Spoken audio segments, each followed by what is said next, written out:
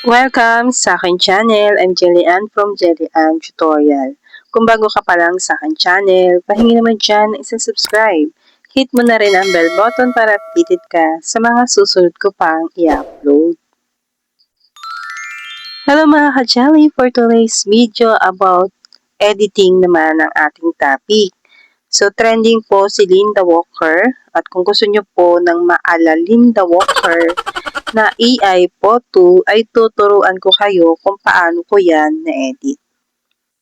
At kung interesado ka sa video na to, ay tapusin mo hanggang dulo dahil tuturuan kita. Simulan na natin. Let's go!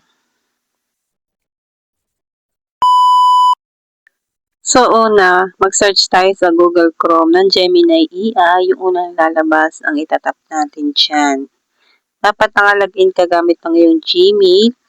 And then dito sa baba sa Ask Gemini, i-base natin yung prompt na kailangan para makapag-generate tayo ng ganoong picture. At ayan nga, ipipaste na natin dito. At yan siya. At makikita nyo dito itong plus sign. Pindutin lang natin yan, upload files at media picker. Pumili ng picture. So, mas maganda yung picture ay mas malapit yung ating mukha. And then, wait lang natin mag-loading para lumabas dyan yung arrow sa baba.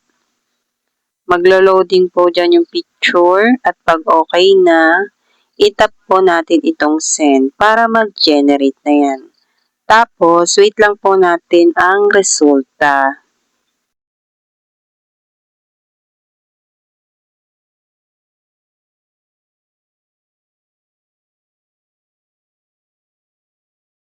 So, ito na nga po ang una nating na-edit. Pag naman gusto nyong i-save, pindutin nyo lang po yung picture, tapos may arrow sa taas. Tap nyo lang yan. So, mahina yung signal ko, kaya hindi siya nag-save. Ilang press natin, and then download image. So, dalawang paraan para makapag-save tayo ng picture. So, yan. Pwede nga natin ilong press yung picture and then download image. Para mapunta po siya sa ating gallery. At kung halimbawa, hindi nyo gusto yung naging resulta, itap lang natin itong prompt para lumabas itong lapis. Ayan. Pag lumabas yung lapis na yan, itap lang natin yan. And then, maglagay lang tayo dito ng space para lumabas itong update. Ayan.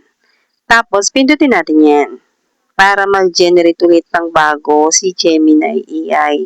Ayun ay kung hindi mo gusto yung naging resulta ng edit niya kanina. So, dito pwedeng mabago ang ating edit. Tingnan na lang natin yung magiging resulta ni Gemini AI. At depende rin po sa picture na nilagay nyo ang na-edit dito kay Gemini AI. Kung halimbawa hindi nyo kamukha, ay pwedeng palitan nyo ng bagong picture. Mas maganda po yung picture nyo kasi ay yung mas malapit po sa mukha nyo para po mas maging kamukha nyo po yung may edit natin dito sa Gemini AI.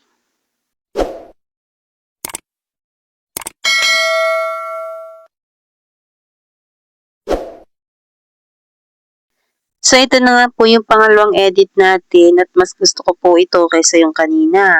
So, ganun lang po uli para masave po siya.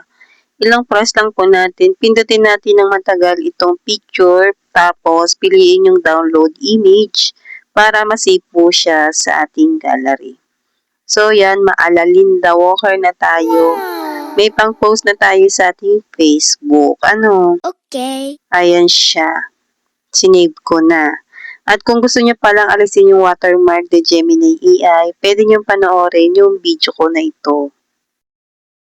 Ilalagay ko po sa comment section ang link para po mapanood niyo po yan. So, ganun lang po kadali mag-edit sa Gemini AI. Yung prompt po na ginamit ko, ilalagay ko po sa comment section at sa description box. Copy niyo na lang po. Okay. At kung halimbawa man hindi niyo po makopy, pwede niyo po akong i-PM sa aking Facebook page at sisend ko po sa inyo yung prompt na kailangan nyo. Kung gusto nyo naman pong gumawa ng sarili nyong prompt, ay pwede rin naman. Meron naman po akong ginawang tutorial kung paano nga po gumawa ng sariling prompt.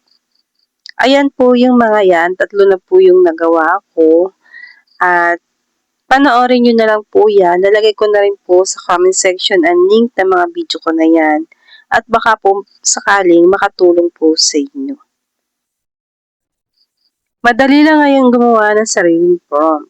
At kahit naman Taglish yan or Tagalog or English, ay pwedeng-pwede.